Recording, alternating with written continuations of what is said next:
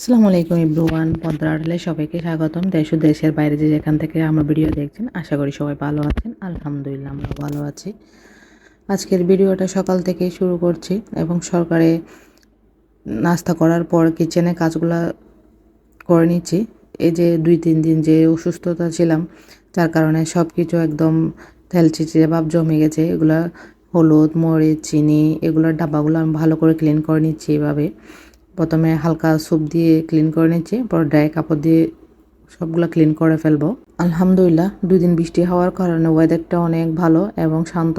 মেয়েকে পরীক্ষা সেন্টারে দিয়ে এসে কাজগুলো করে নিচ্ছি, যেহেতু আবার 12:30টায় সেন্টারে যেতে হবে নিয়ে আসার জন্য। আসলে একজন মায়ের যে অনেক দায়িত্ব, যা বাসায় বলে প্রকাশ করা যায় না। একটা পরিবারকে মেনটেন করা, সন্তানদেরকে দেখা এবং বাচ্চাদের লেখাপড়া, পুরো পরিবারকে সুন্দরভাবে চালানোর দায়িত্বটাই হচ্ছে একজন মায়ের। সেই সাথে কাজের ফাঁকে আমার ছোটো মেয়ে এসেছে ওকে নাস্তা দেওয়ার জন্য। ও আসলে পরীক্ষা না থাকলে তখন ঘুম থেকে উঠতে উঠতে প্রায় 12টা, সকাল 12টা 11টার দিকে ঘুম থেকে উঠে, 10:30টার দিকে। তো ওকে নাস্তা দিব, মানে একটা কাজ কমপ্লিট হওয়ার আগে মাঝে মাঝে ফাঁকে ফাঁকে ওদেরকেও দেখাশোনা করতে হয়। সে সাথে কথা বলতে বলতে আমার কন্টেনারগুলো সব ক্লিন করা হয়ে গেছে এবং আমি সুন্দর করে একটা একটা করে রেখে দিচ্ছি। আসলে কিচেন পরিপাটি রাখতে চাইলে এই কাজগুলো না একদম ডেইলি হালকা পাতলা পরিষ্কার করতে হবে, না হলে 2 দিন পর সপ্তাহে একবার হলো ক্লিন করে নিতে হবে। সেই সাথে নাস্তা ওকে বেড়ে দিচ্ছি। এগুলো হচ্ছে ডিমের ঝোড়া, আমি দুধের মধ্যে ভিজিয়ে রেখেছিলাম। এগুলা বানিয়ে 1 মাস 1.5 মাস পর্যন্ত সংরক্ষণ করা যায়, কন্টেনার ভরে রেখে দিলে কিছু হয় না। গরম দুধের মধ্যে ঢেলে দিয়ে 5 মিনিটের মধ্যে খাওয়া যায়। মেহমান আসলেও ঝটপটভাবে দিতে হয়। তো ওকে নাস্তা দিয়ে দিয়েছি। সে ফাঁকে আমি সবজিগুলো কেটে নিচ্ছি। ছাচনা আর চাল কুমড়া, আজকে ছাচনা রান্না করব। আসলে ছাচনা হচ্ছে প্রচুর ভিটামিন একটা সবজি, সুপারফুড বলা হয় ওকে। ছাচনাগুলোকে সুপারফুড বলে সবাই। ডায়াবেটিসের জন্য, বিভিন্ন রোগের জন্য ছাচনা খাওয়া অনেক জরুরি। যাদের রক্তের অভাব আছে শরীরের মধ্যে তাদের জন্যও।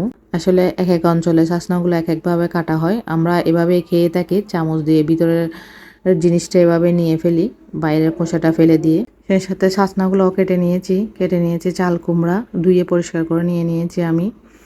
সাথে ছাচনাগুলো প্লেটে ধুয়ে পরিষ্কার করে নিয়েছি। এগুলো ডাল দিয়ে রান্না করব। সাথে আলুগুলো পাতলা পাতলা করে আমি কেটে নিয়েছি। এই আলুগুলো না আচ্ছা ফিশ ফ্রাইয়ের সাথে বানালে অনেক মজা হয়। আমার ঘরে আমার বাচ্চারা এটা খেতে পছন্দ করে, তার কারণে আমি এগুলা এখানে লেবু, তারপরে হালকা লবণ দিয়ে ভালো করে মিক্স করে নেব সব কিছু।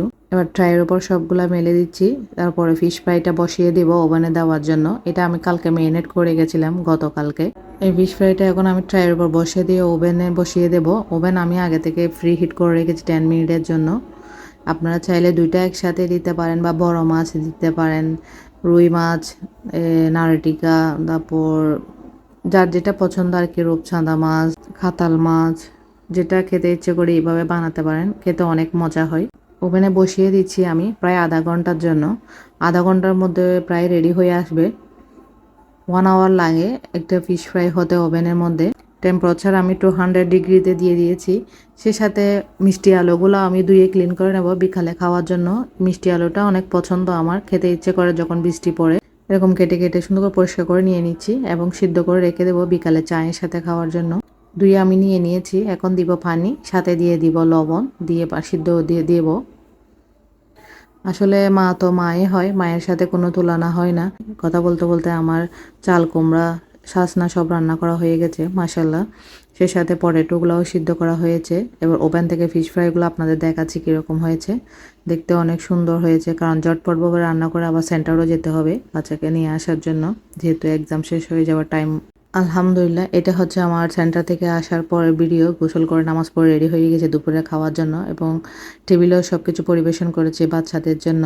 সাদা ভাত, সাথে চাল কুমড়া, ছাসনা, চিকেন ফ্রাই, ফিশ ফ্রাই।